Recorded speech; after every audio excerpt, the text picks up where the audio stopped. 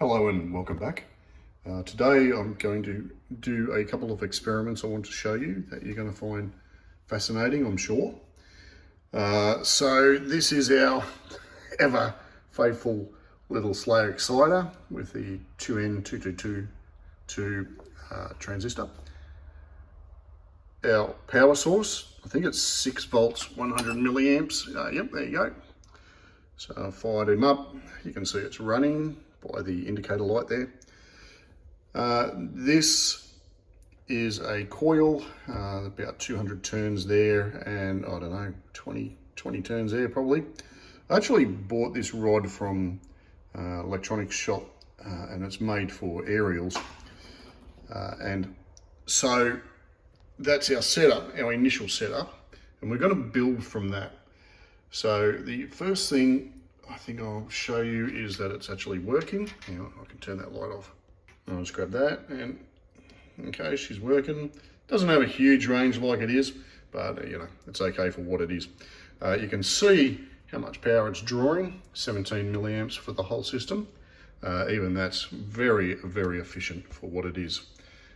So that's great. Next, what we're going to do is I'm going to demonstrate just quickly our pickup, which is our Piezoelectric buzzer. And what I noticed was I did a full bridge rectifier on it. Didn't work. I used fast switching diodes, didn't work. This is the most, these germanium diodes are the most efficient and work the best. I even tried a full bridge germanium diode rectifier and it didn't work as well. So this sort of configuration is definitely in this situation the best. So now what we have is our system. You see, the closer I get to, you can see that's half a volt, I think, 1 volt. So the closer I get to our little Tesla coil, if you can call it that, what do you call it, a nail coil?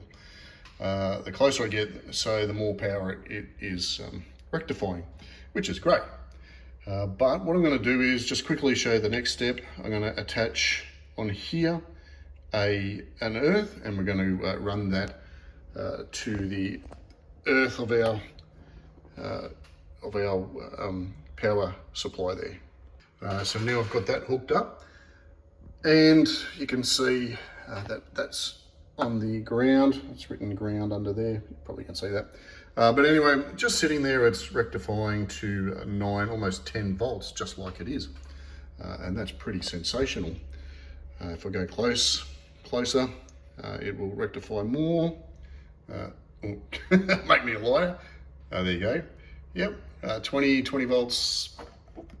Just change that over. 21. So that's pretty good. Depends where I put our little pickup. That's great. And we can see at 20 volts, our power supply's gone up 2 milliamps. So that's consuming another 2 milliamps there just by having that resting there. What I'll do is I'll change over from the multimeter and we'll just put a light on. Be our LED, it's just a large LED. Doesn't have anything fancy on it to make it more sensitive. And we can see there that it's quite a good light for what it is. Let's go to the milliamps. Now running at 25 milliamps, which you'd expect to go up a bit for what it is, but that's pretty good. For the next step, I'm just going to introduce our skanky Tesla pancake oil. Now, let me explain this. I have the coil from last time. This time I've got two wound coils on top of it. One is the primary, and then I've got another primary on top of that. So I did notice something going on, so I want to demonstrate that now. So what I'm going to do is I'm going to take our unit and sit it on top. Now what I found is happening is that's inducing the first coil, the second coil will pick up, and the pancake coil is also a pickup. And I want to demonstrate when I touch the individual outlets of the Tesla coil. So you've got two ends, that one and the other one, and that's where they both join. It's probably not, I probably haven't sort of laid that out very well. Just shift that around a bit. All right, I want to demonstrate touching those in a minute, but first of all, I'd like to demonstrate something that's very interesting. I'm going to take our piezoelectric generator, I'm going to place it on top of our pancake coil about here, and we're going to have a look at our, and you can see we've got 26 volts being rectified, and our current is going up to 94 milliamps, which is it's consuming a fair bit by having to do that conversion. So now here's what I've found, that pointing our piezoelectric device at the coil to be picked up, we're still consuming that 98, 97, but the light's on. So it doesn't appear to be consuming any power.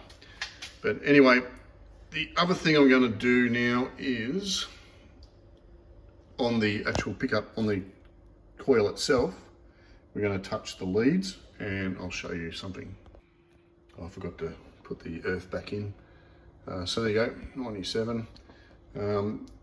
If I turn it off, 97. It does feel a change in capacitance. It's just why it wavers a bit, I think, but it doesn't seem to see. So what I'm going to do is I'm going to touch the red lead, which is the second coil underneath there, and as you can see, there's a 3 milliamp difference. Okay, just depends where I touch it. All right, there on the black one, 2 to 3 milliamp difference. On the Tesla coil, all right, it doesn't see it. On the middle of the Tesla coil, 2 to 3 milliamps. On the other end of the Tesla pancake, seems to be a couple of difference. So that's interesting, I thought. But there's more. Now I've got our little rod directly inducing the Tesla coil with the 2 pickup coils on top this time, and we'll touch the Tesla coil. As you can see, a couple of milliamps different on one end of the black. I'll turn that. Doesn't see it at all. Hang on. Try to get it all in one picture for you. Just doesn't see it. How's that stupid thing? There we go. On the black, I'm trying to get that into the picture. Right, doesn't even know it's there. On the red, doesn't even know it's there. Let's see, on the other end of the black and red, doesn't know it's there. That one, it does notice on that spot there, which is the red, the other end of the red, it notices it. So on the black doesn't notice it either end, which is just weird, I reckon. And once again, also with our piezo over that side of the plate, you can see it's running, still doesn't see it there either. So lots of potential there to move forward. I know it's been a very extensive video and probably complicated. Sorry for that, but have a crack at that and let me know what you think. Probably one of the last things I want to demonstrate is the earth component or the ground component with the screwdriver. I'm going to pull it out and push it back in. You'll see the meter not change also. So out, in, see if I can get it all in picture for you. Out, in. So you can see it changes the intensity of the light, but the ground, the system can't see the change. Okay, so there's a lot going on there to unpack, I understand, but have a crack at that. I think it's probably fairly significant. The other thing is, I found with this system, hang on, I found that actually making the Tesla coil in this format with a rod, it actually bites you when you touch it. It'll actually, it does actually whack, gives you a bit of a burn and a whack. A lot more so than a air core than one of those. So that's interesting as well. When I say a whack, it's more like a little, hopefully I can get on camera for you so you can see. It's the sparks, but geez, they've got a lot more power. They're taking up, that takes up all the power of the power supply. I'll just touch it, see? Just basically short circuits it. But yes, it's got a kick in it now. So in closing, I hope you found this video interesting and useful, and thanks for watching. Catch you on the next one. Just in closing, I've got our earth running. I've got the this large LED running in series, and got our little harvester here. If I put the harvester up here to harvest more, it gets really bright, and also you can see how bright that is. But the funny thing is, our power really doesn't change very much at all. A little bit, but not much. So I thought you'd find that interesting as well. So have a crack at that one. Catch ya.